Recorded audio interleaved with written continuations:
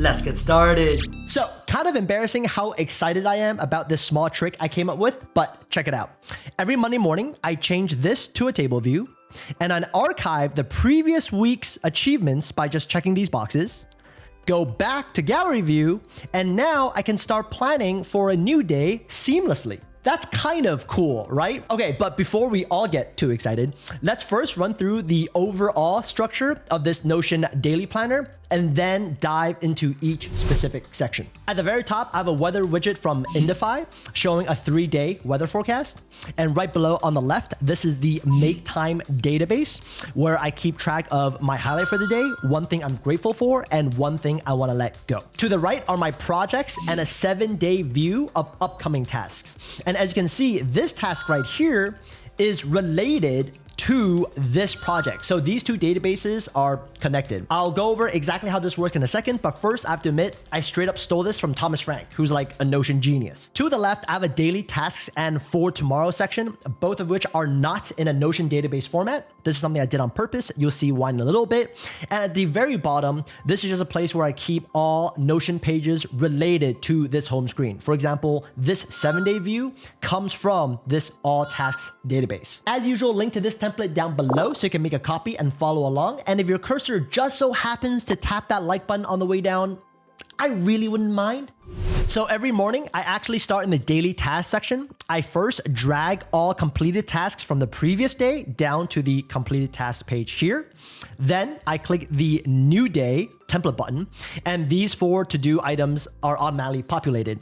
If you want to change this, you can just click on the gear icon here and add your own. These 4 default tasks will then basically plan out my day. First, I always complete a make time entry.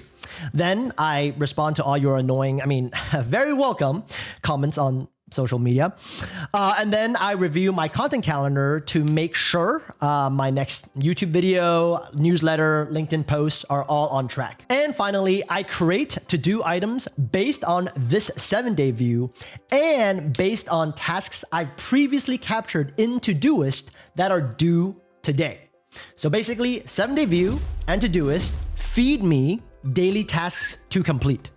But Jeff, don't you know that all tasks need to be in a single location? That's the golden rule of task management. Ugh, annoying comment. Sure, let me address this question of yours. So for me, I prefer flexibility.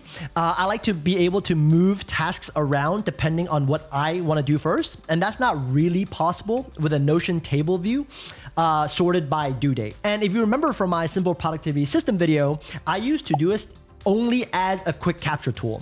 And I use Notion to organize what I've captured. So there's no duplication of effort there. For example, yesterday, I created a task in Todoist reminding myself to send a weekly summary report to the team for today.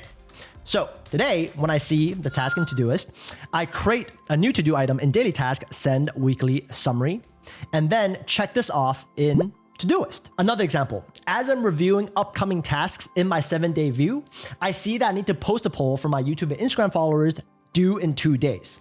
If I don't want to work on this today, I take no action. If I do want to start working on today, I create a new task in my daily task view, start writing poll for YouTube and Instagram followers, and in 2 days after the poll goes live, I will check this task off. And sometimes when I bite off more than I can chew, I simply move all uncompleted tasks to the for tomorrow section. This just makes me feel less stressed about not completing everything today. And I just move this back to the daily tasks the next day. By the way, this video is not sponsored by Notion, but it is supported by those of you who subscribe to my paid productivity newsletter and community. Link down below if you want to learn more. Moving over to the Make Time section, clicking New brings me to a New Day template page where I fill out these 5 properties. Regular viewers will know I'm a huge fan of the highlight method mentioned in the book Make Time by ex-Googlers Jake Knapp and John Zeratsky. Long story short, your highlight doesn't have to be something productive. It is just something you look forward to doing that day and will 100% make time for. It could be something as casual as calling your parents to something as serious as blocking time off to apply to a new job. Pro tip, whatever you put as your highlight, create a corresponding calendar event right away so you are forced to plan around that highlight highlight. This way, even if you don't get around to all your other tasks, you go to bed that night knowing that you at least accomplished your highlight. I use the gallery view throughout the week because it looks nice. Monday, Tuesday, Wednesday, blah, blah, blah. And as I mentioned at the beginning of the video, I switched to the table view on Monday mornings to archive the entries from the previous week. This is possible because of a filter to show only the unchecked pages. If I go to all view that doesn't have a filter, click load more, I can now see all my previously completed make time entries. And I could filter by day of the week if I wanted to. But for now, let's go back to gallery view. Moving over to the right, let's talk about the project section and the 7-day view section together, since these two are related. First of all, these are just database views, and the actual databases are down here. Jeff's projects database and all tasks database. If I click into the projects database, for example, and select the all view, you'll be able to see all my completed projects, ongoing projects, and focus projects, which are just high priority projects. Going back to my home screen, you'll see I simply generated a view of my projects database and selected the ongoing filter. So how is this related to the 7-day view of my tasks? If you look at the testimonial project and scroll to the right, you'll see there's one task attached to this. Scrolling down, you'll see there's an upcoming task for me to ask for testimonials, and there's a related project to this task, right?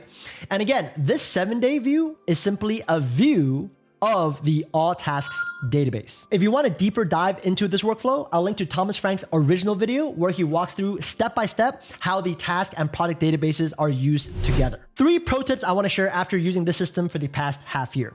First, a task can be standalone, meaning it can exist without a corresponding project. So this related field can be empty. Second, pick a time once a week or once every 2 weeks to review your projects.